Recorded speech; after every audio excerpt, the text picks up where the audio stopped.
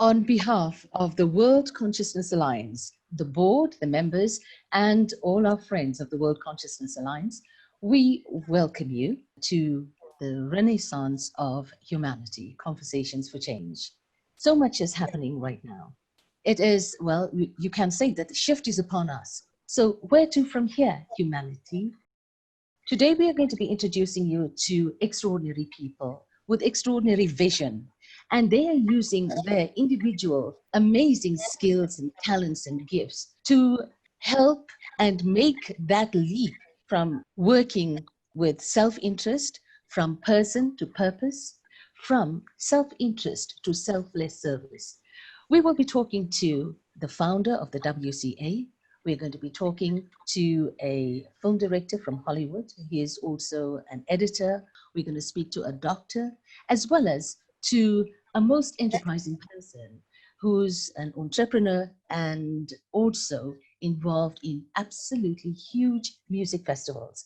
It's all about change, what we are going to do now that the shift is upon us. Who would have thought that a virus would turn our world topsy-turvy and bring to a halt life as we've known it? Enter the World Consciousness Alliance. The World Consciousness Alliance, we call it WCA, is a global initiative that brings together people from all walks of life, cultures, religions, inspired to use the medium of the performing and visual arts and other diverse platforms to raise awareness of responsible stewardship of the earth and all life forms, and to encourage the expression of our gifts, skills, talents, to promote the cause of benevolent actions, selflessness, and non-violence in thoughts, words, and deeds, forging a more conscious, compassionate, harmonious humanity. It is my pleasure to welcome the founder of the World Consciousness Alliance. His name is Mohanji. I had a dream to make a shift of mankind to kind men, to peacefully coexist, to love unconditionally, and to be free. For me, freedom means freedom from the mind, not of the mind. We talk about freedom, we talk about rights, that we shout for rights, but that's always for doing something external. That means to let loose our mind and intellect and all those stuff. But I would say freedom means freedom from the mind, that nothing affects us in that level, not in sensitivity. It is that we are just being kind people. And I also have a dream to establish goodness factor as the law and benchmark of human refinement as well as human relevance. When I say goodness factor, see, look at the world now. We are always looking at rich people as the successful people, but many of the rich people have only money. There is no contentment. Here, goodness factor, that means inner richness, that what we do to what we give to the world, what we share with the world makes us, stabilizes us, and makes us really refined. So that generation, it's high time now, because if you get that generation working in this world, there won't be any wars, any displacements, any disturbances. So goodness and righteousness factor, reaching the hearts of the people of the world through performing arts, media, movies, and thus eradicate violence, divisions, and disturbances. This is the idea of WCA. That means we, through our performing arts, get into the hearts of people through visual, through audio visual performances and stuff. And thus we can create a heaven on earth. Because when people understand and there is a reward for being good, they would definitely do it. There'll be no corruption, there'll be no imbalances, and it will be a very, very smooth existence where we love each other. Love will prevail. And this is the highest possibility to express and experience the highest of human potential. this is definitely a possibility. It is not just a imagination. It's definitely possible, and we are working towards that, and it's happening as we talk. So we have a great chance to have a great earth. Where would you like to go?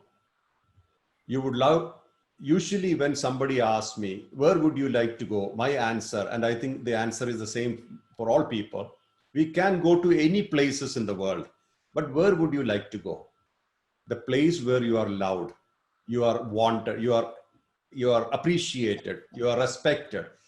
So if we cultivate this idea of respect, of love, of kindness and compassion, every place would be home for us. So it doesn't matter which country, which nationality, color, complexion, community, nothing. Everything is ours. Every place is good for us. We are one with all the places. That's the philosophy of WCA, to create a space or create an earth without boundaries, without all man-made barriers, including language and religion. We have nothing to do with them. What we are, like usual human existence, we connect to the world outside, and when we close the eyes, we connect to the world inside. So while we are connecting to the world outside and while we are connecting to the world inside, we have experience. We do have experience. Dream state is also experience. So our experience is good. The general energy and the vibration as well as the frequency is good. We will be transmitting the same all the time, unconsciously, without even aware. So we don't have to be really chasing, competing, or comparing with anything. We can all contribute to everybody. So this is the kind of lifestyle or the energy that I have envisaged. My vision, that is it. If we create that love everywhere, we would be at home everywhere. So this is the main philosophy behind WCA. I'd like to bring in now he's won 2 Emmys for his films, and I'd like to bring in from Hollywood, film editor and director. He is Allan Holzman. Allan, thank you very much for joining us. So particularly in what we are experiencing now in the world, with a virus that has really caused such chaos in our lives, how do you see the film industry actually responding to this? But first, let me ask you, how has this impacted you personally in your profession? When the virus first hit, I found a cartoon that I related to, and it was 2 pictures side by side. One was the film editor before the virus, and one was the film editor after the virus, and it was the same picture.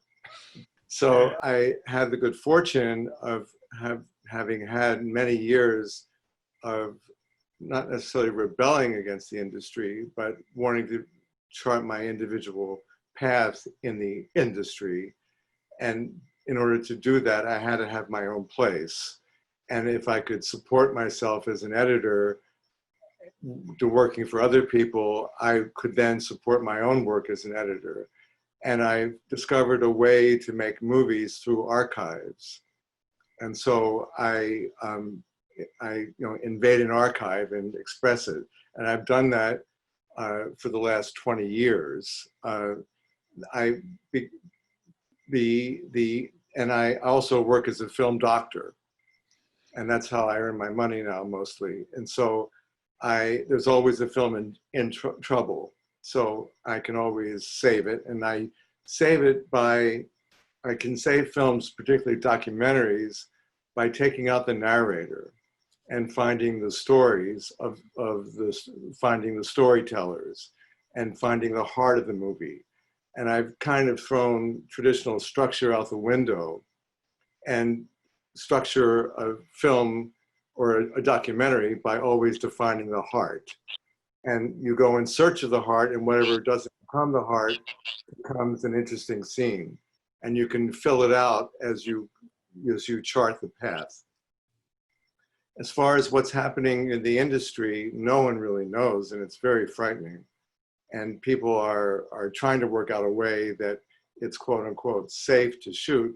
But you know, if you have experience having been on a film set, there's nothing that's ever goes as planned. And after your first hour, you're behind schedule.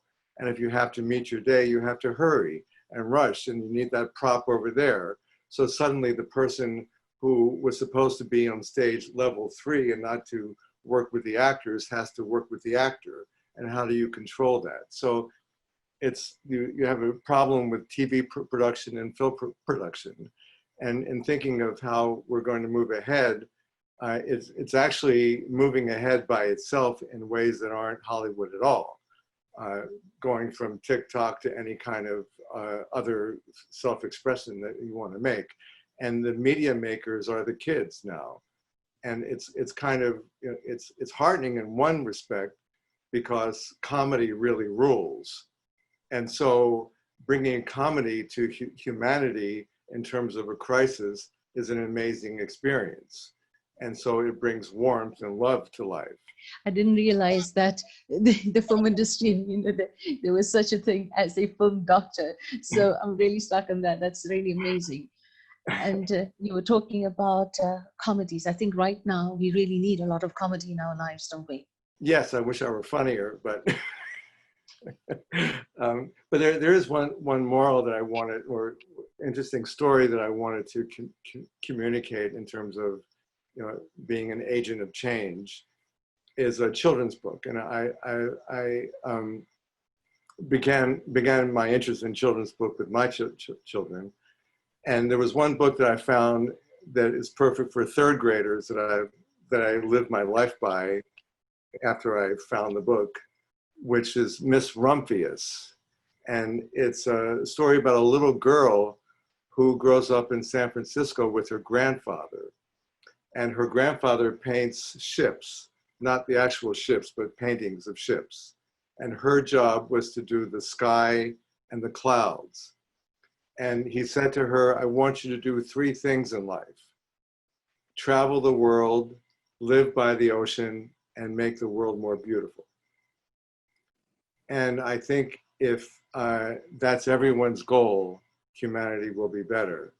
I experienced it myself directly 20 years ago when I had the flu and recovered from it, and not this flu, but it was another flu that was really bad. And I thought of Miss Rumphius, and I thought of what can I do to make the world more beautiful? And as a film editor, you're always aware that people don't appreciate the art of film editing. And so I came up with the idea of invisible art, visible artists, and created a seminar for the Academy Award nominated editors the day before the Academy Awards. And I knew they all had to be in town. And the idea was to make it a free event in a big theater and have them bring in scenes and talk about their process. Because as an artist, I'm much more interested in the process of art than I am in the interpretation of the product. And that just had its 20th year this year. And it's been a sold out event. And I've made documentaries of the first 10 years. And as a teacher, I've been able to use those. So I've been able to bring the art of editing to people through that, and increase the people's ability to communicate. From a film doctor, we're going to introduce you to Dr. Anoop Kumar, medical doctor. He started his career as a medical doctor, but then realized that, hang on a second, this is absolutely, no, it's not fulfilling me. There's something really missing here. So what is the missing link? So Dr. Anoop Kumar, and we're going to call him Anoop now. So he went to find out what that missing link is, and how it was going to complement him and fulfill, bring a wholeness to what he was doing in terms of healing people, if we put it that way. Dr. Anoop Kumar, all the way from Washington, D.C., welcome to the World Consciousness Alliance. I was born in the United States, and then my family moved back to South India, to Kerala, where I lived for a few years. And those were really the formative years of my life. running outside, feet in the mud, out in the rain, warm rain, doors always open. We had a big cashew tree outside. So, for me, it was paradise. For my grandmother, it was a lot of work, but for me, at that age, it was paradise. And then we came back to the United States, to the East Coast, to Maryland. And soon after getting back here, I noticed that there was a difference. I was living in the village in South India, and now being back, next to Washington, D.C., I could see that the mindset was different among the people. And so, of course, I couldn't articulate it at the time. It was just kind of a feeling when you're a kid. And then, fortunately, my parents were heavily into philosophy, into Advaita Vedanta, the philosophy of ancient India. And so I started to now tinker with all of these pieces, the philosophy and my experience of these two cultures. And that really opened my eyes to something that really nothing has been able to match since then. So going through this journey of going to school and really being disillusioned by the educational system, feeling that it was not giving me what I was already getting, this deeper exploration of life that was going on within myself. The educational system just couldn't hold a flame to that. And somehow or the other, I ended up in medical school. And the whole time I was just kind of learning, how is it that our society sees the human being? That's really when I went to medical school, that was my question. I had my own experience of what the human being is. But then the question is, how do we articulate that? How do we frame that? How do we talk about that? And certainly in medicine, how do we diagnose and treat that? And so that was kind of the mindset that I had going through medical school and then my training in emergency medicine. And somewhere around when I was doing my training, I said, I can't take it anymore. I got to start speaking about this. So what I was seeing is essentially this: what we talk about in medical school and how we understand the person in medical school is as a human body. And a human being is so much more than a human body. That's really the crux of it, right? So when we study anatomy, we're studying not the anatomy of the human being, but of the human body. Of course, the body is just one aspect of the being. So that was huge to me. When we study physiology, we study the physiology of the human body, not necessarily of the human being. When you dissect the cadaver, when you dissect a human body, you will never find love. You will never find pain. You will never find purpose. You'll never find meaning. And yet these are the most fundamental driving factors in a human life, right? So how can we consider ourselves experts on the human being, on diagnosis and treatment, and yet we're just looking at a fraction of what the human being is? So this was really the thought process, and that's what got me started speaking and writing and just communicating this in general. So right now I'm in a place where I'm trying to show that there is a deeper understanding of medicine, a deeper understanding of human anatomy, a deeper understanding of human physiology, and that means exploring this aspect of the human that is being, and not just that aspect which appears as a body. And now we bring in our Dusan Kovasevic, and he's known as Mr. Exit Festival, one of the biggest music festivals in Europe, if not in the world, has won several awards. Dusan, thank you very much. Not only that, though, Dusan has also, aside from the Exit Festival, he's even founded the Exit Foundation, which has helped many hundreds of people. Where he's lifted life, where he's cared enough to say, I'm giving back, and let me see how can I help you. Dusan, it is our pleasure to welcome you to the World Consciousness Alliance platform. Welcome. So how did you get involved with the Exit Festivals? I started the Exit Festival as part of the revolution back then in Serbia, as a youth movement for peace and freedom in Serbia and Balkans 20 years ago. And we used music to gather people and get them involved into democratic process that was taking place back then. And what I realized over the years is that what we need when it comes to revolutions, we need to erase the R, the first letter of that word. And then we are left with evolution. And evolution is the only way to do a long-standing and permanent revolution. And that is what we need.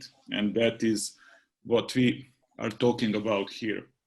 We need evolution in every aspect of human existence. Evolution in education, because education is probably the best way to change the world. Because when young souls and young babies come, they are, and if they are shaped in a way that we were speaking today, that to love another, to be kind, then, you know, and if we have the means to get as many as possible children into education of that source, then they will grow up and they will be the world in the future. And this is one of the things how it is possible to get the real change. We need the evolution in business. And once again, business is at the moment one of the worst factors when it comes to destruction of environment, when it comes to the reason for wars. It always has been the greed, and it is definitely at the moment the negative factor. But once again, if we change, if we raise the consciousness, if we change how people behave, if people start to buy the brands that are doing good in the world, that are supporting environment, that are supporting others, then also the business will change and the business will evolve as well, because then that will be what will be profitable for the future businesses. Also in music, for instance, where I am, we need evolution there as well. We need to have positive messages, and for the music to be inspiration for the new generations to trust themselves, to love themselves, and to be certain that they will be, that they can be the generation that can bring the real change. So this is something that I'm really passionate about, and by connecting with all like-minded people on the planet, I firmly believe that we can make a real change. And to finish with this, there is one unfortunate thing that will definitely speed up the whole process, and that is that our home, our planet, probably don't have more than few decades left before it becomes inhabitable. So because of the total destruction we are doing for all the life on the earth. So hopefully, on the brighter side of it, as I'm always the optimist, this can help us, you know, this is a wake-up call, huge wake-up call, and this can actually help us for all like-minded people to get together and to really do this change that we are speaking about. Absolutely. I love the way you referred to the evolution of consciousness rather than the revolution of consciousness. I've always believed in that, and I could not understand why it would be a revolution of consciousness, because revolution has a connotation about things that were really on the outside and that brought about a bit of chaos before they actually made their message heard. So thank you so much for that. And I'll get back to you, and we're going to talk about how, you know, you're being involved in such huge festivals and so many thousands of people attending. How can we use this platform to help generate and awaken society to become more compassionate and caring and kind, to show kindness to one another, and how we can use this platform to actually achieve that. Mohanji, back to you. And right now, do you think that humanity is ready to transform from humanity to kind human, humankind to kind human, do you think that this virus that is impacting on our lives on so many different levels, do you think this is possibly the catalyst that would really force us to really start looking within and to find the answers that we're always looking for on the outside, that always tore us apart rather than bring us together? We have always been ready. I think the humankind is always ready. But what happens is the compulsive habitual lifestyle. When a child is born, a child is the responsibility of the society, not just the parents.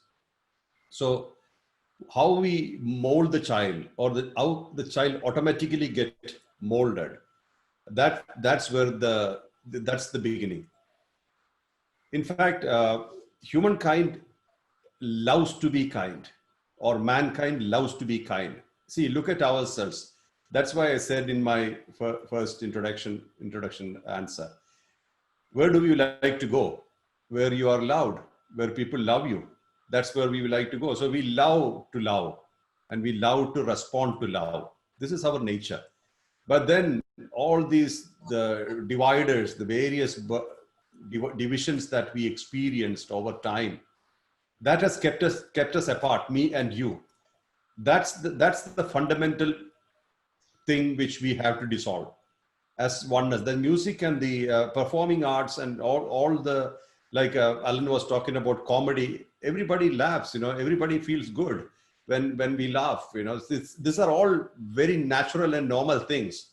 We normally respond, or we like to respond to love, and we also respond to fear. So when is fear necessary for controlling? When the person is insecure. If we are really secure, we do not need to use fear at all. But what we see in the world is fear. This virus situation is literally releasing all sorts of fear.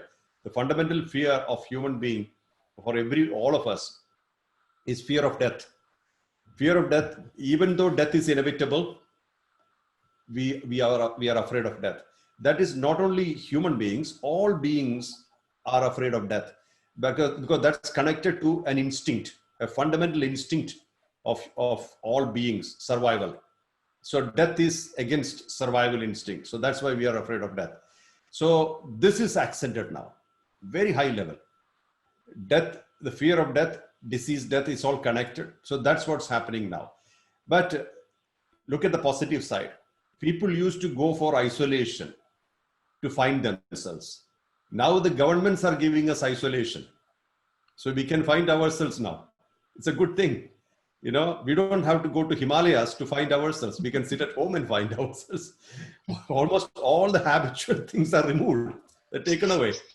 We are used to going to McDonald's and KFCs and all those places. Can't go. They're closed. So various things are closed. Traveling is restricted. So forcefully we can find ourselves. So if we shift from loneliness to aloneness, we can achieve a lot in this time.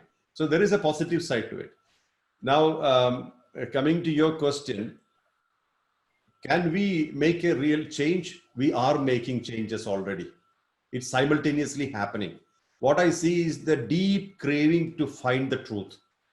And at the same time, the compulsive habitual fears and the usual life patterns are pulling on one side. But that will be there. That is inevitable. But we are still stable because we have realized that there is something deeper and larger and much more meaningful in our whole system. Like Dr. Anoop was telling you, just see a body. That is the fundamental, the first level. And when our awareness is connected to the body, we call it waking stage. When our awareness is connected to our mind matter, which is the experience factor, which is mind, intellect, and ego, three processors. Mind processes emotions, intellect processes information, and ego processes things connected to ownership. These three things are always being processed. And when our mind is connected to that only without the body, then it is dream state. And when awareness is connected to consciousness, that which runs the show, we call it deep sleep state. So these three states we are experiencing every 24 hours. Now we have a time to think about it, connect to ourselves. understand and assimilate. The real connection is connection to ourselves, not to anything outside. Because outside is only when your eyes are open, then you see things outside. What happens to you when your eyes are closed? You still exist as a machine which can experience. So we are both together. So this is happening now.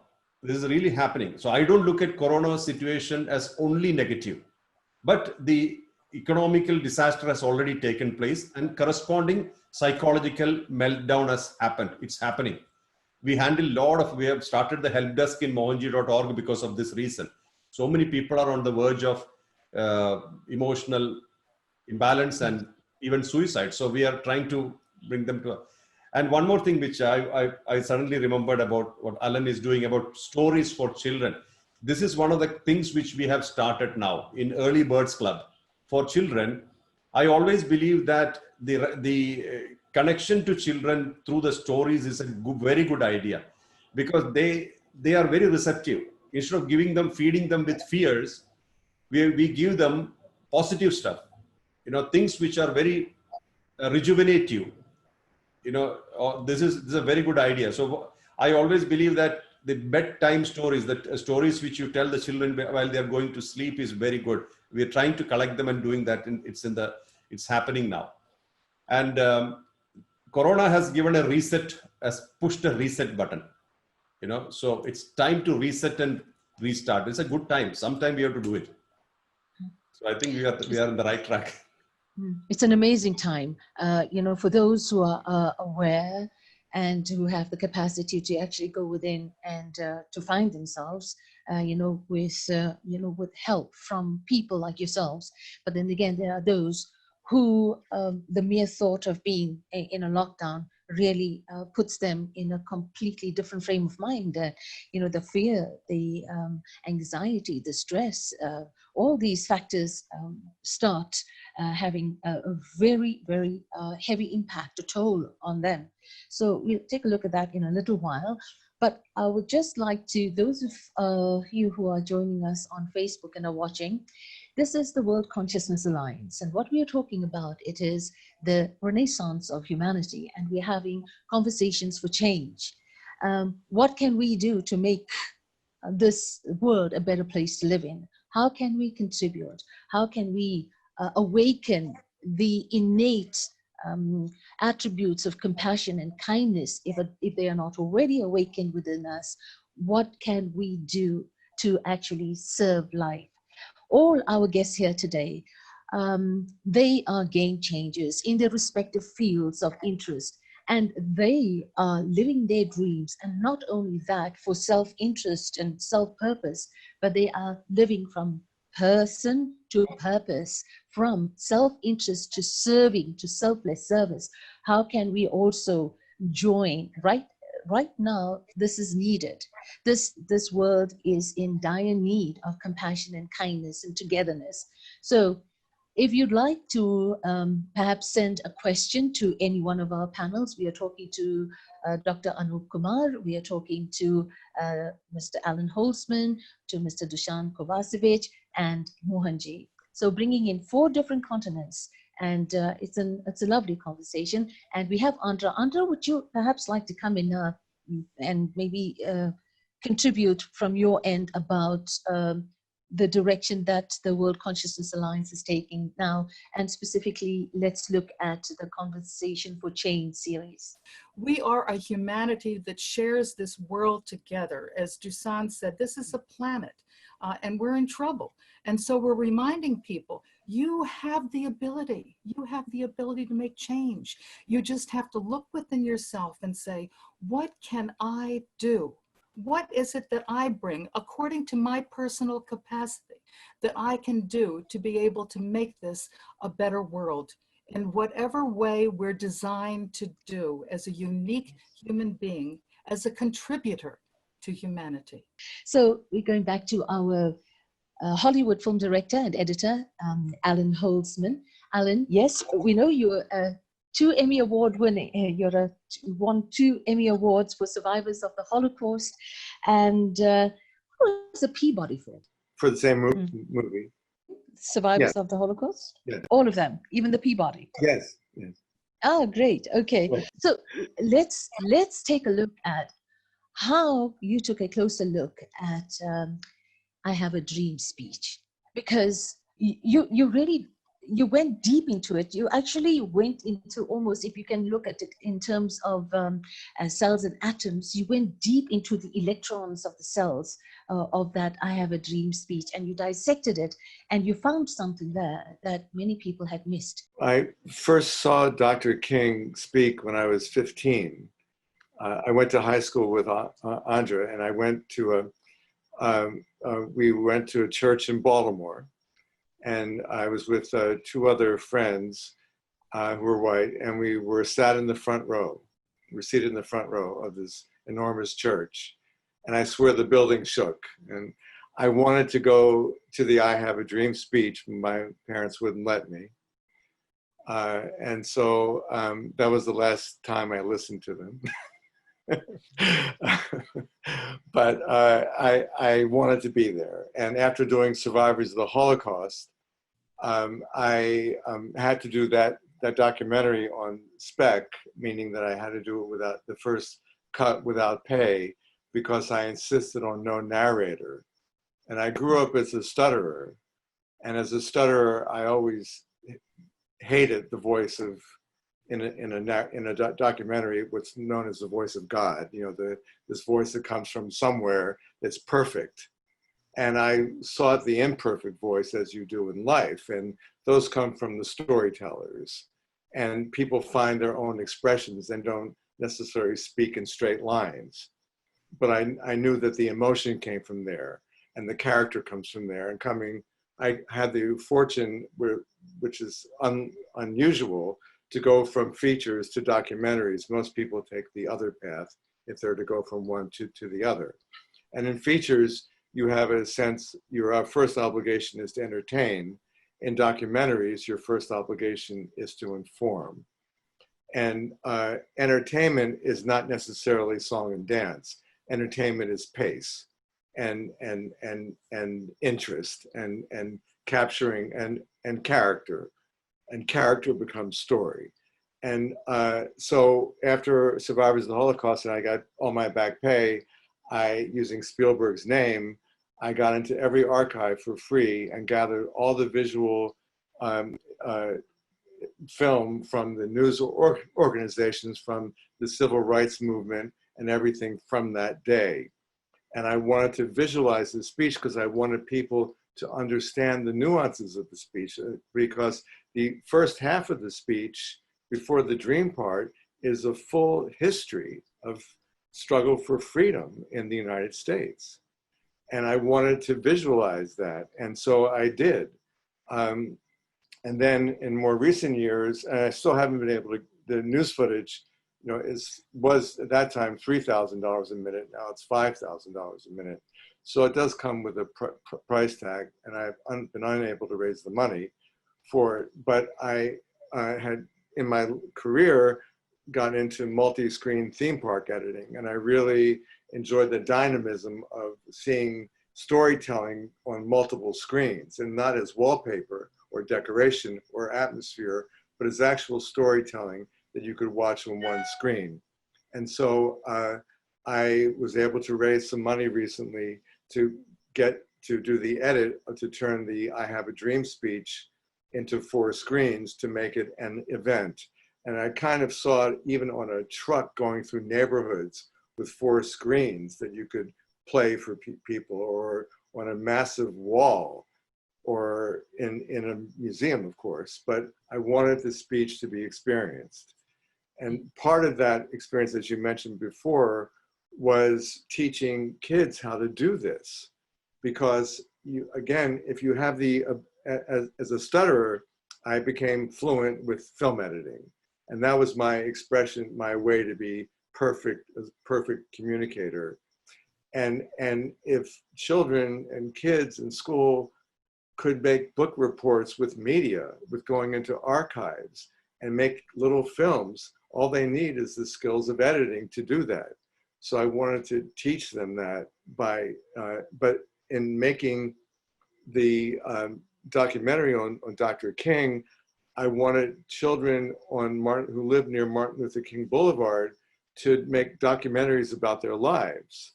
And so I went to Martin Luther King Boulevard in 2000 in Washington, D.C., and gave the camera to the kids to use. And I found that every kid was media savvy. And once they had the camera in their hands, they talked as much behind the camera as they did in front of the camera. And I had, of course, had a camera filming them, filming each other, so I knew I could make a movie. And so I knew that the keeping of a journal and self-evaluation leads to self-improvement. And so my concept was to do this every year, to have the kids make, and so if kids are making films about their neighborhood and their conditions of life every year, it's bound to improve, plus they're learning skills to work in movies or work in film or work with media. You know, Allan, somebody very, very dear to me narrated the story, which is very, very cute, very beautiful. And he's also dear to thousands of people all over the world as well. So he said when he was in school and the teacher asked him, asked the class, what would you like to be when you grow up? And there were answers like, oh, I'd like to be a teacher, engineer, astronaut, doctor, lawyer. And so he came to this dear beloved person and he asked, the teacher asked, so what would you like to be? And he said, I would like to be happy. So the teacher thought he needed his head read. So happy, to be happy. So school, you know, we're not taught to be happy. But yes, somebody who was authentic, and that came from deep within, I really want to be happy. And this really floored the teacher. So in anything that we do, Dr. Anoop Kumar, you really wanted to be happy in your field of interest. Medicine, complementing it with allopathy, together with what you knew was missing, and you were going to find that and merge them. But before we come to you, I just have a question which has been put here on the chat, if you don't mind. And this question is for you, Dusan. So now, how would the Novi Sad Serbia and Exit Festival, how can that contribute to the WCA vision of using the art and performing arts to shift the world consciousness to a higher vibration? As I said, we need evolution in every part of our existence, and music is part of that as well. And you were speaking about being happy. Festivals definitely can contribute there, but there is also much more. And in terms of music is the also connecting factor that can go through any borders, and that really connect people that speak different languages, have different beliefs, religions, etc. Music is the way to especially attract attention of the new generations, and then to give them the message, to wake them up, and to for the ones who are who can be called to fulfill each of our destinies, is to understand what is the historic moment we are living in, and what is our purpose to do in this life. And as I said, the music is the great way to get their attention. Great. Later on, we'll come back. We'll maybe get to hear how we can use these audiences and how we can influence them to do good in the world, starting with themselves in their own families, communities, and then moving out into the world as well. Dr. Anoop Kumar, we come to you now. Yes, would you say that you have found your niche right now? Would you say that today, as we stand now, that you're living your dream, that you are bringing together two, like the East and West, science and spirituality, into the work that you're doing to give it a whole rounded and whole effect. You know, we're talking about a holistic effect. And are you happy with the way that you are conducting, bringing allopathy into the fields of or science and spirituality together? Yes, I would say that happiness is not so much a profession related thing, but the happiness is just, throughout the life. It's really for all of life. And I think if we start with that as the goal and we investigate ourselves to find out what are the paths, what are the internal paths to unlocking that, then that expresses in the life through whatever life circumstances that individual happened to go through, right? So for me, there was some time in India and some time here. So in today's language, that would be called East-West, integrating East and West, right? Seeing those mindsets. Then there was some disillusionment by the end of high school and in college.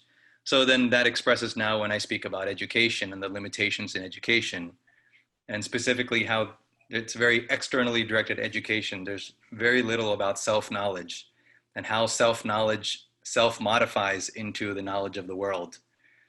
And then medical school, of course, and then, anatomy, physiology, diagnosis, and of course, the other expression of that is that internal self-knowledge expressing through that. So the happiness is really an internal process that is throughout the experience of a lifetime or throughout the experience of life. It's not compartmentalized. If it's real happiness, it's not compartmentalized. Then that overflows into whatever experiences. So yes, I would say that I am happy now speaking about this, having conversations. I'm honored to be here with all of you.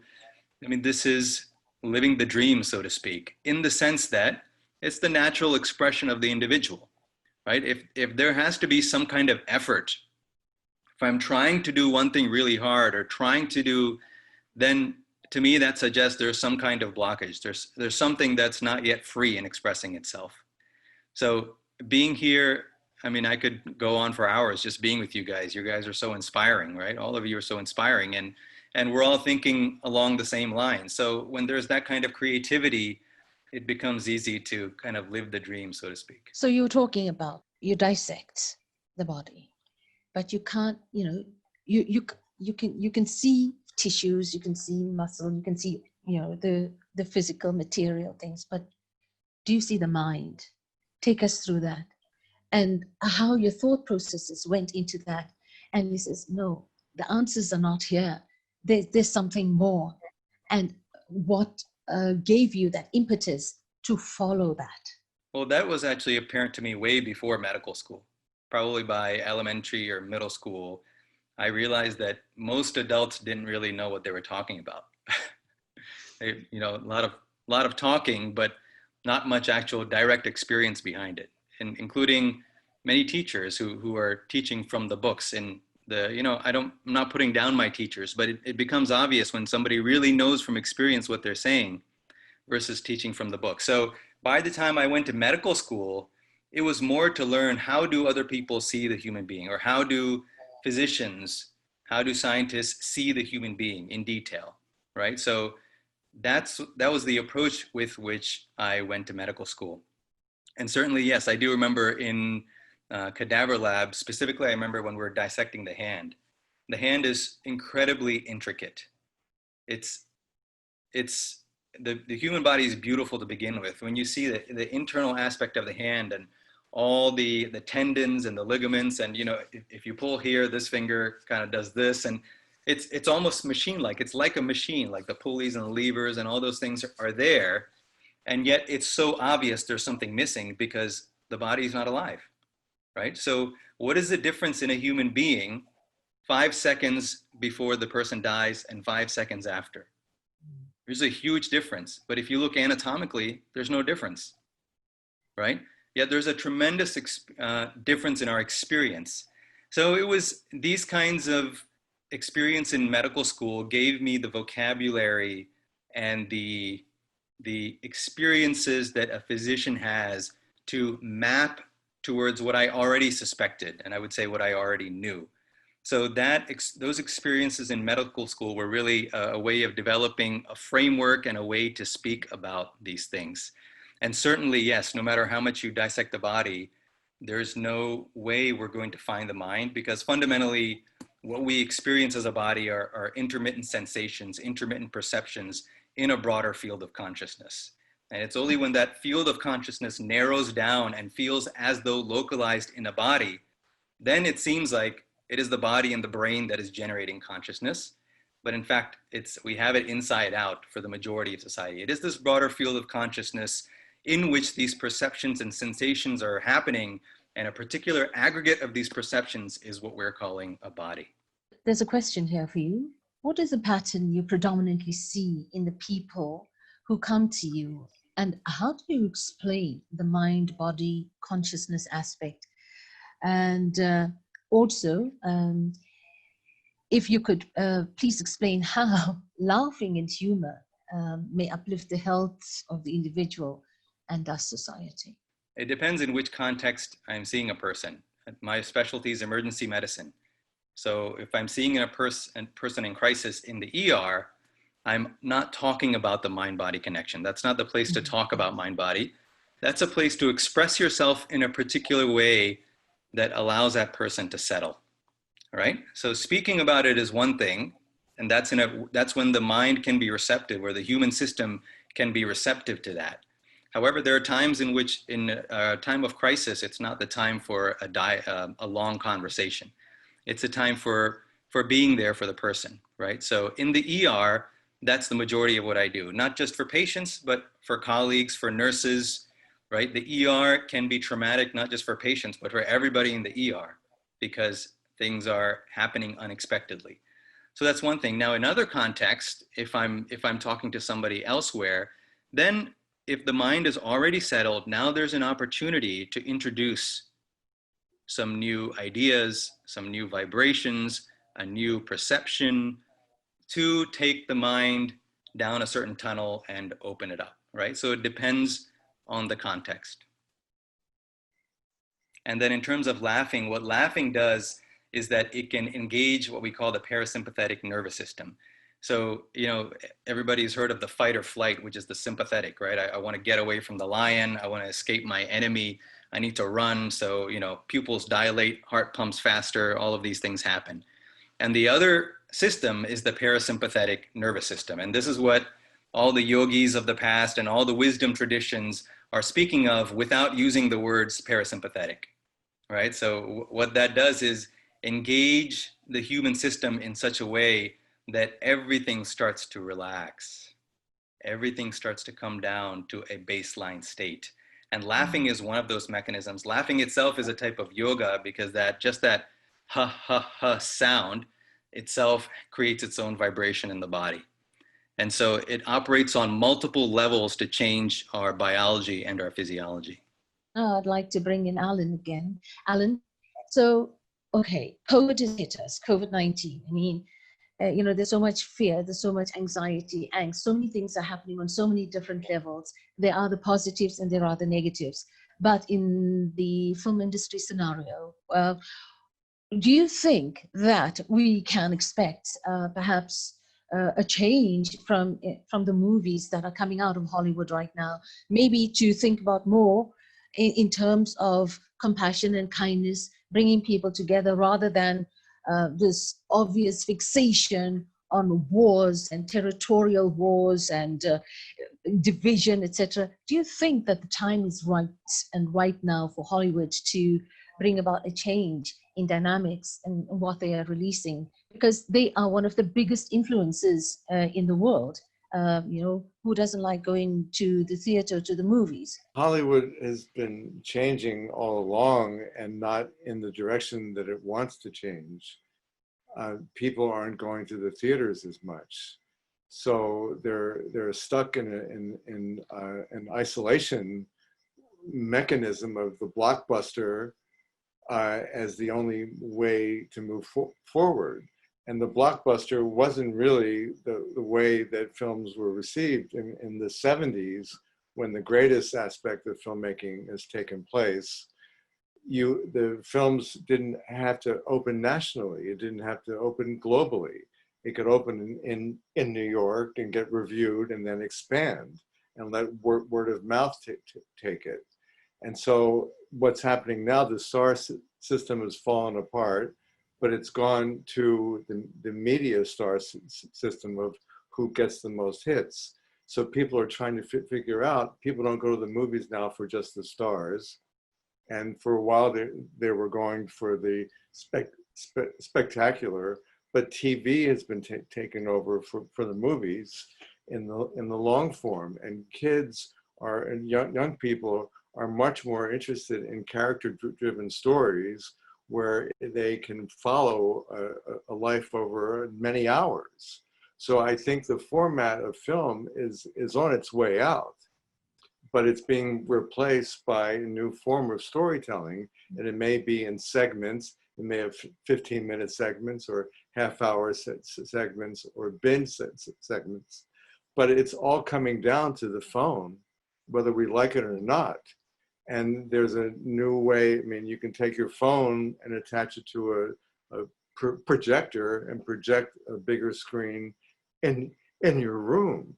So I don't think anyone knows where it's going. We have a lot of people who are out of work and a lot of studios that are empty. I was thinking that you could take an empty soundstage and suddenly, do a lot more things with it than have it sit there to be for movie sets. So I don't know what's going to happen, but people cameras can be this big that create a 4K image that can go onto a movie screen. So we have the ability to make movies in a different way and communicate in a different way. And so I think Hollywood is going to have a period where it has to face itself that it's falling apart, but yet that there are new forms to come because the knowledge and the dependency on media is greater than ever. So, if it weren't for the virus, I'd say it's a very exciting time, but it's a horrible time. So it's the best of times and the worst of times, in that regard. So, like many of the industries now, be it food, beverage, anything, we talk about the corporate world, even the movie industry as well, right? One would say, the general consensus has been, to a large extent, when the lockdown lifts, it's back to normal. Like, is it back to normal? Can we going back to normal? I mean, I'm looking for a love story that's going to take place now, where people have to go masked to each other and see each other in secret and risk getting the virus, but making love and going on and seeing where I want to see a film about today. And films can be made outside. People aren't talking about that as much, but if you forget about the studio, forget about indoors, but make outside, at least you have a chance then to make a movie in a decent way without too much risk, without enough risk. But then, New Zealand has been proven to be a safe place. So I think that the way that Avatar is being made now, that New Zealand is trying to be a place to make films. Before the virus hit, I was hoping to direct a movie that was going to take place in Alberta. It didn't take place there, but the Alberta Film Commission was offering money. And so if Alberta, becomes a safe place, maybe people can go there. Who knows? If you can improve a safe place, then you can bring people there. And it's a while before the United States is going to be safe. There's a question here for you, Allan. You mentioned that you're interested more in the process of art and not just the interpretation. Now, do you see that through this effort of exposing the process of art to people more, we can raise the consciousness of people to be more expressive, progressive, and introduce positive changes, not only in themselves, but that's where it begins, right? Within themselves first, before you can even attempt to do anything on the outside. But anyway, getting back to the question, but also the world, how would we then, introduce these positive changes in ourselves first and around the world? Is this feasible with the movies? The key is to be creative in your own way. It's like when I wanted to make documentaries about the Native American boarding schools, I didn't want to interview historians. I wanted to see history through eyes of artists, and discovered an amazing story that Indian art on paper was created in the boarding schools as an act of rebellion. So it's tapping into the creative experience in visible artists. All the editors in the 20 years, each one has a different approach to how he or she edits. And so it's really finding your creative expression that's really the most important thing. Okay, Dusan, that earlier on we said, now with such huge spectators attending your festivals in the past, and I think you have one coming up in August, if I'm not mistaken. So how can we actually use this opportunity where there are so many thousands of people coming in? How can we influence them to do something good in society, to do something good in the world? Because I'll tell you a story here, very quick one. We had this international music festival that brought together here in South Africa. It took place in Johannesburg last year. They brought together huge names, the Beyoncés and all these very famous people from all of the international artists. It was an amazing, fabulous show, very, very well attended. But what had happened afterwards when the crowd started leaving? Okay, people went there, they had a lovely time, enjoyed it, good music, they jived, they danced, and that was it. That's it, finished there. So now they're going home. And then there was a ruckus outside, and some not nice things happened, and it was all over the media the next day. After the show, this has happened, and people were hurt, they were attacked, etc. So, I mean, we just go to a concert or festival, enjoy, go home. What's changed? So, like with the exit festivals now, we've got, how can we use this opportunity to really bring to the awareness of the crowds such as these, to make a positive difference to the world? Do you see that happening? Can it happen? Is it feasible? Yes, that's what we have been doing actually throughout the years, and it's a matter of meaning, and that's why we say that the Exit Festival is just one part of the activities that Exit Foundation is conducting, and that when the people come is not just to give them the bands or DJs that are playing, but also to give them the sense of purpose, and also to activate them in the projects of the foundation that we are doing, thousands of projects throughout these 2 decades. For instance, last year, just one of the projects that we were doing was a cooperation with the Novak Djokovic Foundation and building kindergartens in Serbia. And this was just one of the activities that were promoted during the festival last year. Unfortunately, in Serbia, we had another spike in corona cases, so the festival will have to move from August, and we will see what will happen there for this year. But nevertheless, it's a thing that what we want to promote is, when it comes to the music industry, is that for the not just the festival, but the festival industry, but the whole music industry, is to really grasp the part of the social responsibility, and also to get involved into lifting the consciousness of all people, not just young people or new generations. And the film industry and music industry is definitely can be in the forefront of this change. But once again, it's also we are doing this, for instance, because we believe in this, and we managed to get the movement big enough in order for people to trust that message and to follow it. But also it's also when I was speaking about political change and business change, is if we have enough people that, for instance, I personally anymore don't watch movies that are not inspiring me and that doesn't have a positive message. It's for me now, it's basically waste of time and polluting of my environment and my personal ecology if I watch something that doesn't have the uplifting energy that I feel that I'm uplifted after watching this movie. And if there is enough people like that, you know, then also the movie producers will be motivated to do more movies like that and less movies that are actually disturbing the energy. So similar is in music. You know, you have some types of music. There was a famous experiment with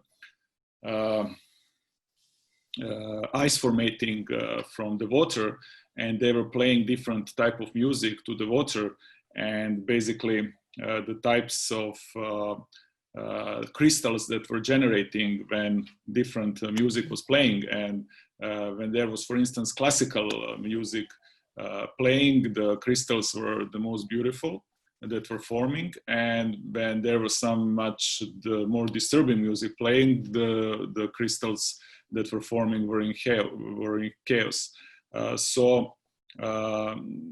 Yeah, as I said, what we can do is that people, once again, it's a thing of connection. And what I want to say also is that all the people who are advocating for a better world, we should try to find the ways how we can all get better connected and more influential in the world. Because we are, the only way to do this is to be together. And this COVID situation show us that, and the fear that was, part of the fear was organic, but part of the fear spreading was not purely organic. It was fueled, and fear is the greatest danger to actually lowering the consciousness of the people.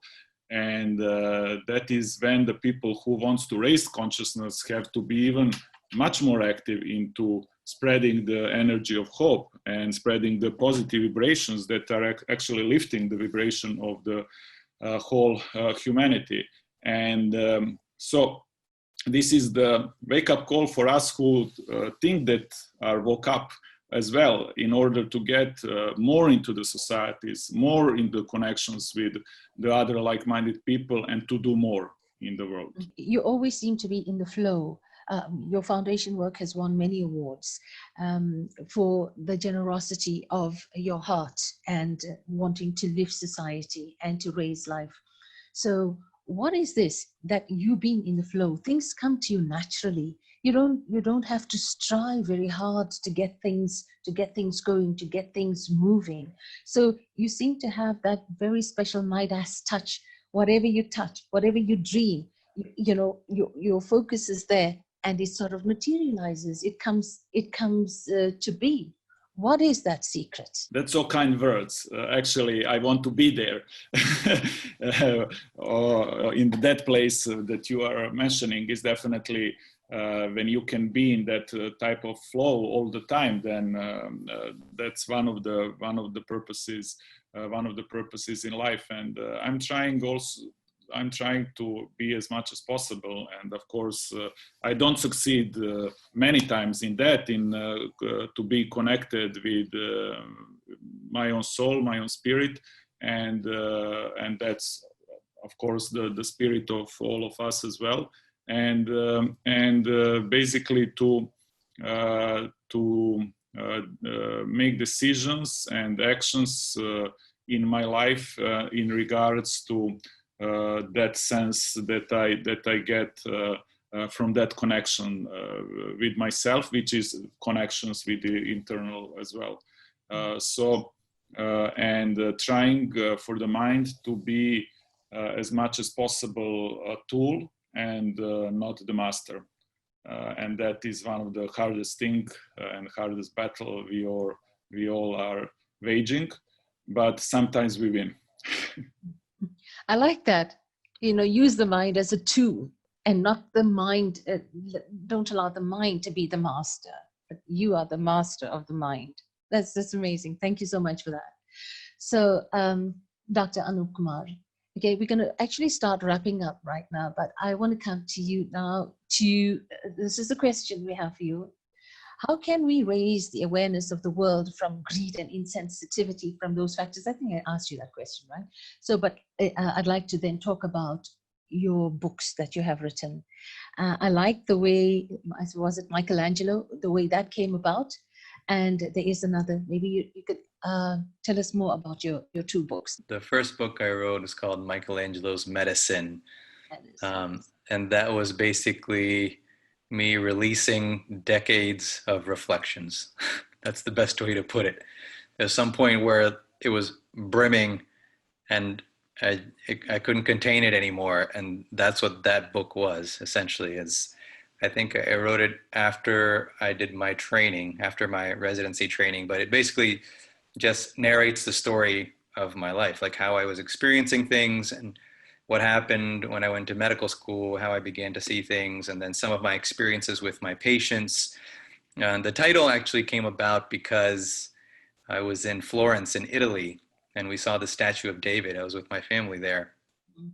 And, David, the statue itself has a powerful presence. And Michelangelo's known, he's one of those guys, he only makes masterpieces, it seems, right?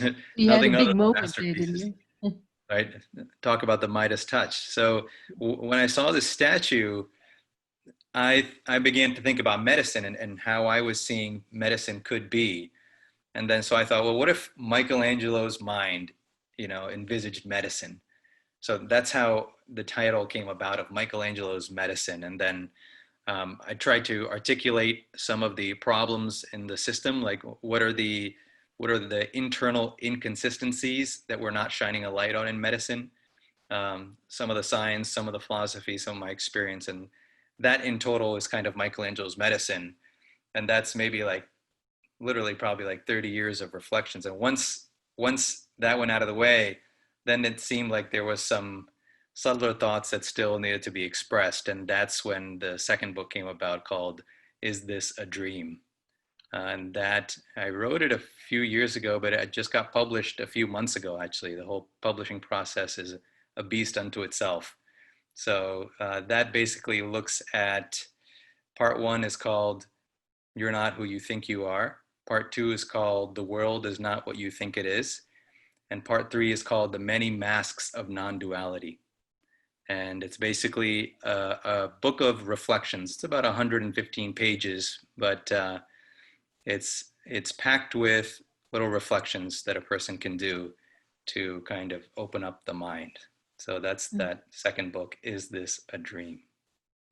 So what informs your perceptions, and who would mostly and most greatly benefit from them? I would say that anybody who feels like we're not being given the whole story, basically the way I felt growing up, that the stories that we're told in the society are radically incomplete stories.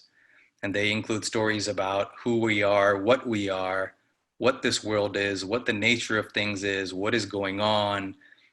At a very fundamental level, the stories we're told in the educational system are radically incomplete, and they keep the mind in a narrow configuration, and they keep us in a world of physicality, which is a world of separation, because things appear to be separate from each other from that perspective. And so if a person feels that angst, or feels that, there's got to be more than this. And the other thing I'd say is that, to me, this is not really something that's necessarily spiritual or necessarily philosophical or scientific or religious, or we can look at it through all of those lenses, certainly, but this is just fundamentally practical. I mean, how we experience ourselves and how we see the world, literally our perception of the world, is there anything more practical than that? That doesn't just happen on Sundays or Saturdays or Monday morning or Friday night. I mean, that is every moment, whether you're waking, whether you're dreaming, your perceptions are creating our experiences and beliefs about life. And so anybody who's curious about that, who feels like there's more to the story, that's what really this second book is about. It's just about starting from there and then going on a process of reflection and undoing many of the learnings that we've had. Yes. You've got to unlearn everything of the unreality to get to the reality, right? But sadly, though, there's this perception also, by and large, that anything to do, when we start talking about consciousness, then there's this erroneous perception that, oh my goodness, this is dealing with religion, and I am a Hindu, or I'm a Muslim, or I'm this and I'm that. Not completely getting the true picture of what this innately means. Forget about all the external features as it were, but this is something that is fundamental. Yes, I mean, as human beings, we love to tell stories. Allan is a great storyteller, right? He knows better than me. We love telling stories. We love labeling things. So one set of experiences is called Hindu. One set of experiences is called Muslim. One set of experiences is called atheist, right? One set of experiences is called science. Another set is called religion. I mean, we should just we're telling stories. We're aggregating experiences and telling stories. Once we recognize that, we don't have to fear the labels. We don't have to get lost in the labels. We can go directly to the experience that is being labeled and then discover what's actually going on. Beneath the surface, Beneath the labels and the concepts, Allan, what would you like to see, or let's speak about a movie in your vision that would truly, that's been waiting to come out? What would it be, the kind of movie that you really would like to see come out and influence humanity to such an extent where there's no going back to what you thought you were, but to really who you are? Two movies stand out. One is Run, Lola, Run, which was a German movie about is trying to reverse the course of action, and it keeps replaying itself in different ways, and people are able to, see the same action through different eyes. But just immediately last year, the movie that won the Academy Award, I'm drawing a blank right now, from South Korea. Parasite? Yes, thank you. It's movies about people in a specific area that you're trying to communicate to the world. So life is going on here, and you're trying to express it so that everyone can understand the immediacy of what you are going through or what you're experiencing. And so with Parasite, you're able to mix genre with humanity and the class struggle, and entertain in a way that you understood people from so many different levels. And when you have a movie where everybody is making up stories and everybody is avoiding the truth, you're able as an audience to find the truth and find the meaning and find who you can identify with. But I'm also interested in a love story that takes place right now, and a chase takes place right now. Your film editing school, how's that going? I taught at USC for 12 years, and I stopped recently. I stopped two years ago, but I've created this, what I wanted to do was visit universities. And I have enough films now that I've made about filmmaking, and enough documentaries to back up the filmmaking to show for 4 or 5 days. And it covers the art of directing, the art of editing, the art of production design, the art of animation.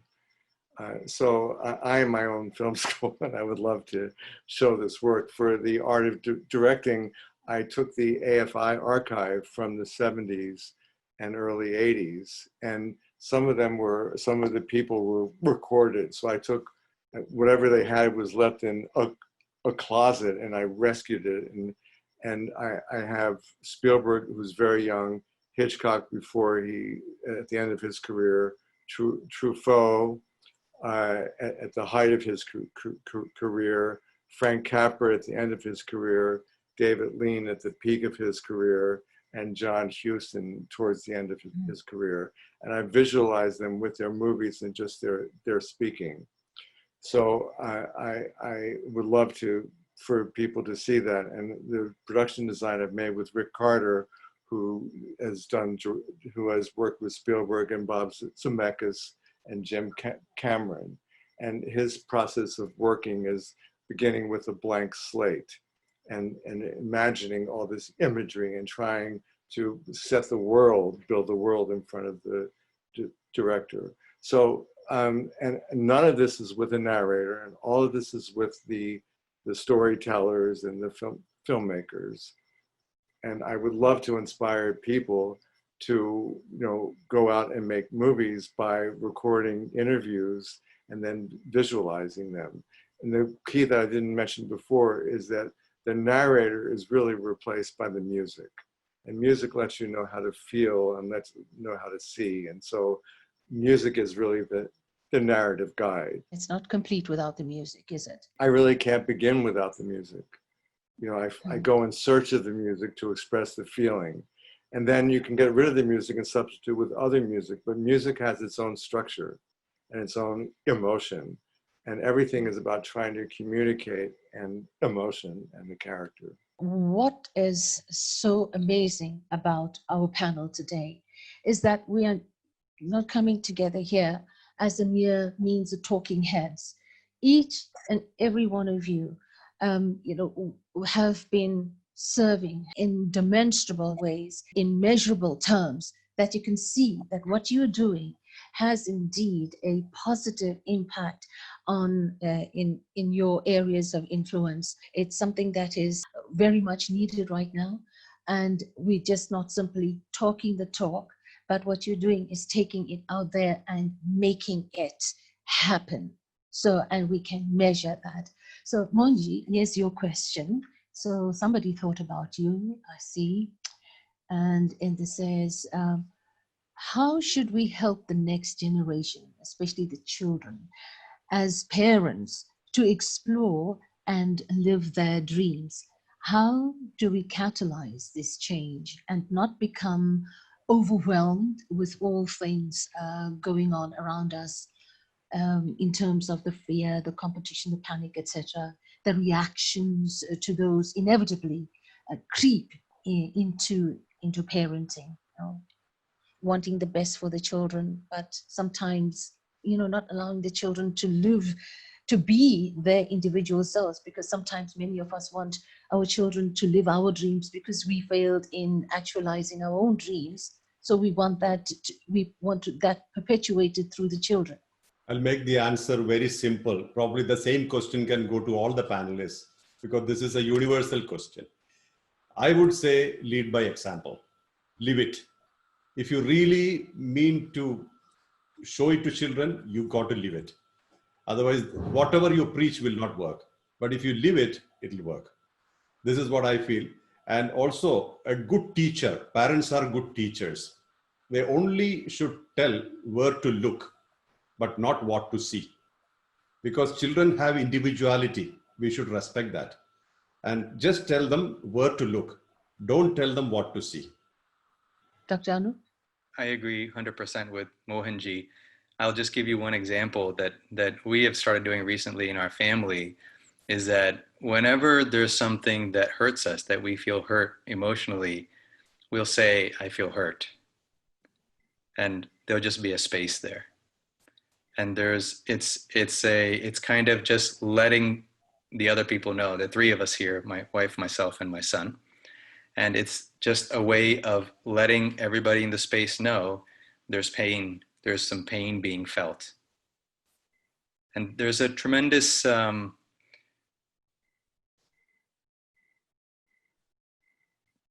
peace, almost divinity in that moment.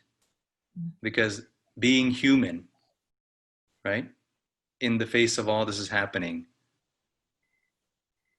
that really brings it out, I think, in terms of living it, like for our son, as opposed to saying, don't cry, or, it's okay, just come on, let's just go. Or So when my wife and I say it, it has much more effect, especially if I say it as the male, right, who's supposed to be the tough guy and the guy who's talking about consciousness and is not supposed to feel sad. So if I say, hey, you know, I feel sad, and I just don't say anything else, I can't say it feels good, but it feels wonderful, because there's so much more than sadness that comes into play then. It's not only sadness, but when we acknowledge that sadness, then I think it shows something. So not to say I'm a perfect parent, but that's one of the experiments we're conducting in our household right now. That's true, because we can't suppress feelings, right? We've got to let the feelings be expressed. Otherwise, later on, they would cause their own set of things that we have not dealt with, and would come up in bigger dimensions for us to have to deal with then. Dusan, how do we not get overwhelmed? How do parents not get overwhelmed with what is happening around us, so that they can be there for the children, and not allow the panic, etc., to overwhelm them to such an extent where they are not able to help their children? Once again, we need to be connected with ourselves and with our spirit, and to try to stay sane while different things are happening around us. And in terms of the how we can inspire the new generations, I agree with what Mohanji and Anoop said. And what's the most interesting, new generations, especially young children up to 7 years, while they are in the while they are deeply connected with their souls, they are already inspired. Only thing that we need to do is not to program them with our fears and everything else, and let them and try to protect them to stay in that state during their life. Because we are born, awakened, then we fell asleep due to what's happening around us and due to programming, and then we are trying to wake up, and that is what we are doing. And what we need to, what will I try? I hope that I will achieve in that. My kids are 3 and 5, and I will try to be as much as possible to try not for them not to be allowed for them to be programmed, or at least not completely programmed by the world. And when I think that the job of our generation collectively is to try to make this border between former world and the new world, and for us to be basically the protection for the new generation, so they don't have to believe that that greed is point in life, that that there is no that there is no point in being kind and everything else we were speaking about. And I think that is the role of our generation, to try to be the border between the old and the new world that will be born with the new generations that are coming. Yes, allow them, because they come in with their own characteristics, their own flavors, their own inclinations, and we've got to give them that space to be that, to develop that, obviously under guidance, for the good of everyone. Yeah, because we are part of the program that runs, who knows, maybe millions of years, and what we hope that will happen in hopefully. It has to happen during our lifetime, because if not, then as I said, the Earth doesn't have much time left. But this program needs to end, and we need, for the soul to be awakened and to run things. Yes, in our personal life and collectively. As you say, like eons and eons, thousands upon thousands of years of conditioning. And then now we start waking up. But still, at least the good thing is we have begun. People have begun to awaken. Yes. And more people are doing so. Allan? I put myself on the level of our kids instantly. I go to their level and try to be underneath them. But I found that the first year, they're just a sponge. So I read novels to each of our daughters. I found that Bambi was a great novel to read. And that's a 400-page book about perception of Bambi of the world, and you get to discover the world through a child's eyes. And then to give them the confidence of following their imagination and the ability to express it. So whether it's with painting or writing or drawing or singing or whatever means of expression through body movement, that they are interested in follow that and encourage that and give them the confidence of choice and go with their choices. And then the other thing is to inspire them to exercise from the moment that they're born.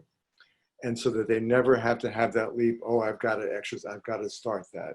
So that daily exercise is just a natural part of their life, and healthy eating habits too. And so that you're giving them the benefit of a good body and confidence in the world. But it's mostly through tapping into their imagination and going with their interests. Mohanji talks about it's how important, especially where the bedtime stories are concerned and the nursery rhymes, etc., things that are meaningful. Like, he uses the example of Humpty Dumpty sat on a wall, Humpty Dumpty had a great fall. I mean, what is that teaching the children? Can it be something more meaningful? That, because as you say, they're always absorbing so much. It's laying the foundation for them growing up. The soil needs to be fertile. The soil needs to be good. So what kind of soil are we planting, and what kind of bedtime stories and nursery rhymes are we reading and reciting to the children? So it's about time to wrap up. And last words from each of you, including you. I'll come to you, Andra, for that. So let's start with you, Dr. Anoop Kumar. I think I've said mostly what I want to say. Thank you all for inviting me to this conversation. It's been a pleasure to hear you and learn from you and be inspired. And I think it's fun to see how different people are working in their own fields and also the connections among these fields. So I'd love to see how we can continue this program and build this network.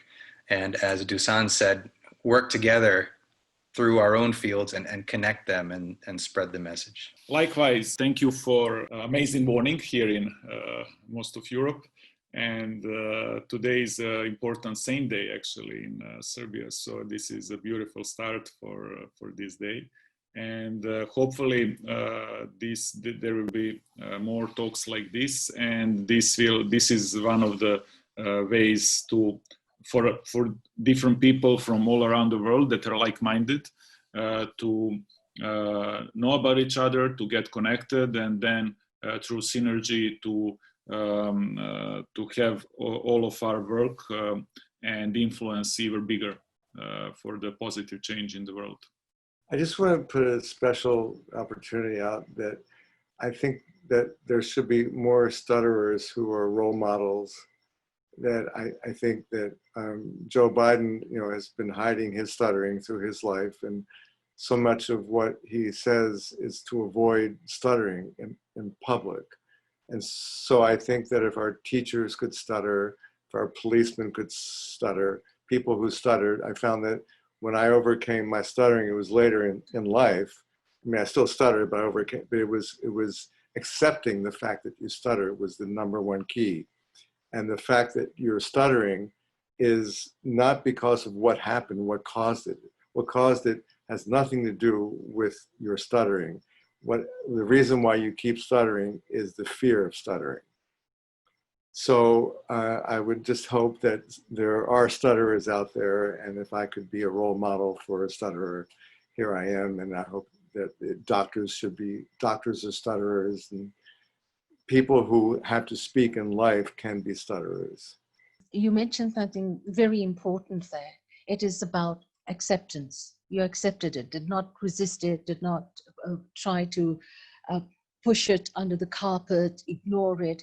And you very bravely accepted that. And with acceptance comes a lot of, a lot of healing and freedom. A lot of confidence as well. Is that not Yes, so? and happiness. Happiness, yes.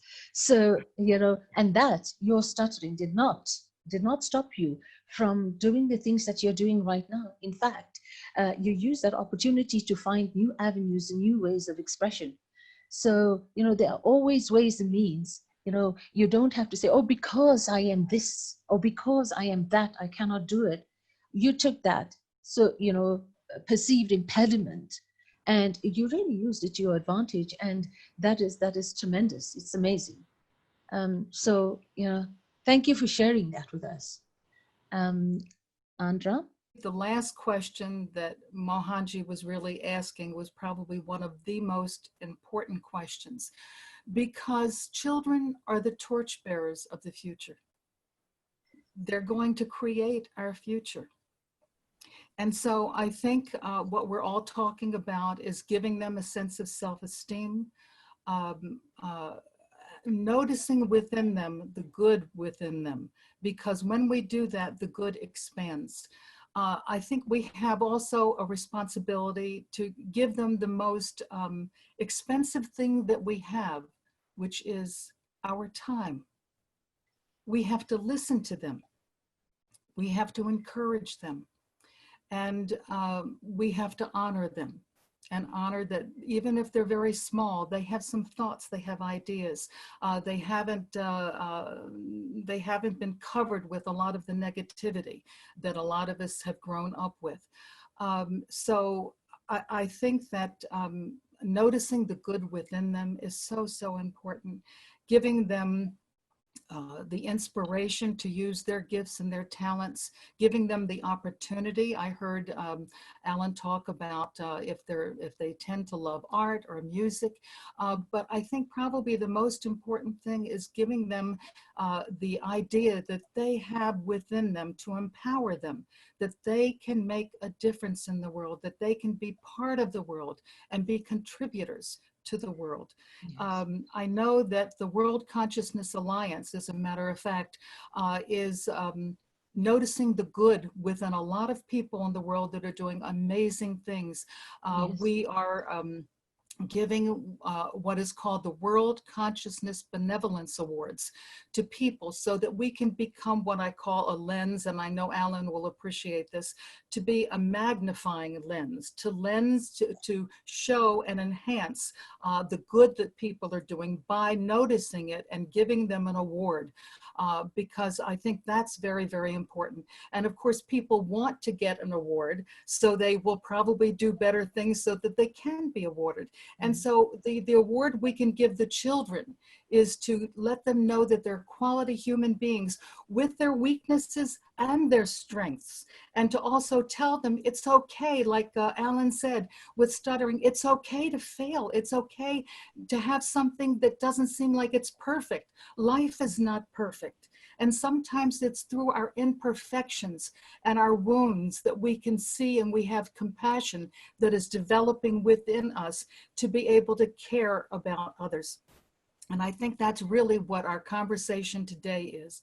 What can we do to have humanity come out of perceptions only of self and begin caring about others? Even I'm starting with my own grandchildren. I don't just give them presents. I give them something that they can give to others. So at a very young age, they can learn about that. And they can also learn about the world and the needs in the world. And that's very important, especially when the children are growing up in a privileged society.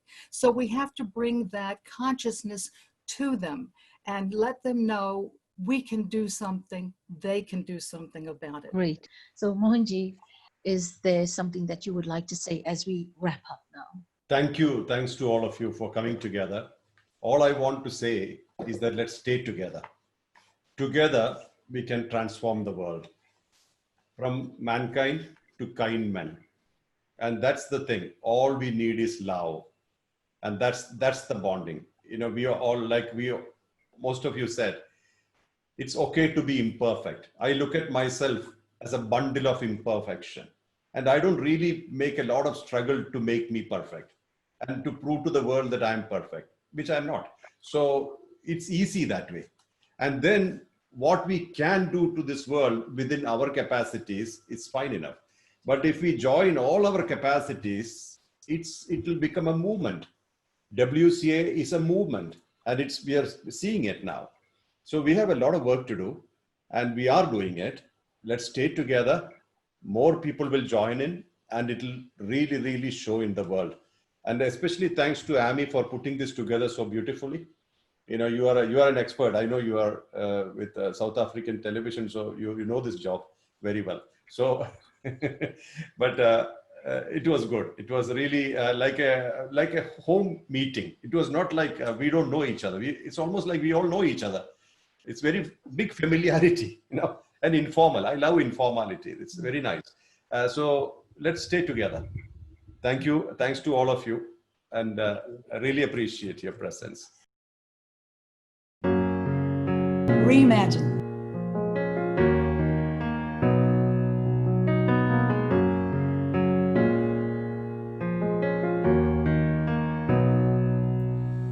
Lazy in this afternoon, laying myself on the green turf, I gently gaze at the blue sky and I wonder how the world would be without us people on it. Reimagine, reimagine. As I rewind my thoughts, I give flights to my mind and reimagine a world of love, love and love. A bright new world so vast in variety, where all beings live in peace and love in dreams, integrity and a harmony. Reimagine, reimagine.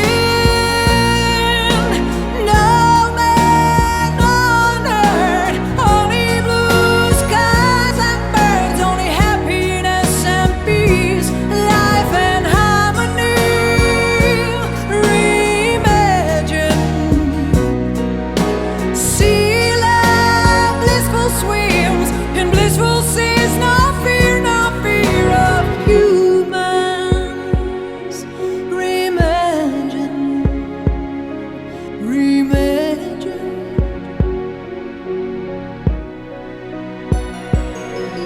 Reimagine a world of beings, not man.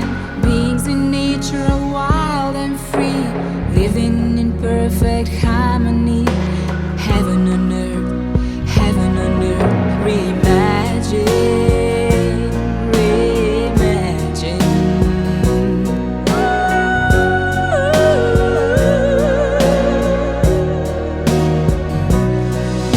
No people, no religion, no divisions, no countries, no bitterness, no enmities, no anger, no jealousy, no comparisons, no competitions. Reimagine, reimagine.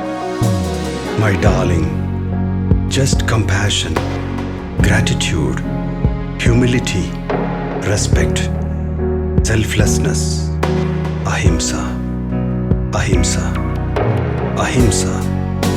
No violence, no betrayals, no hatred, no enmities, no man-made barriers, no borders, no boundaries, no worries, no displacements, no sorrows, just freedom and love.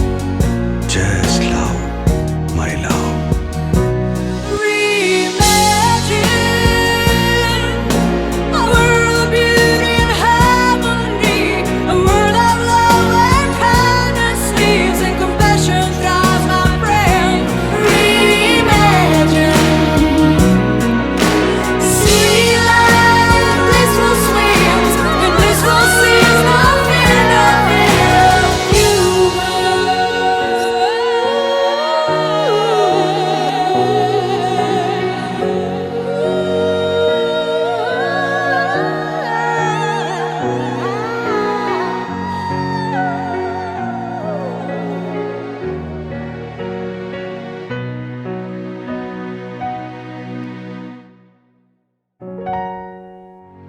Reimagine.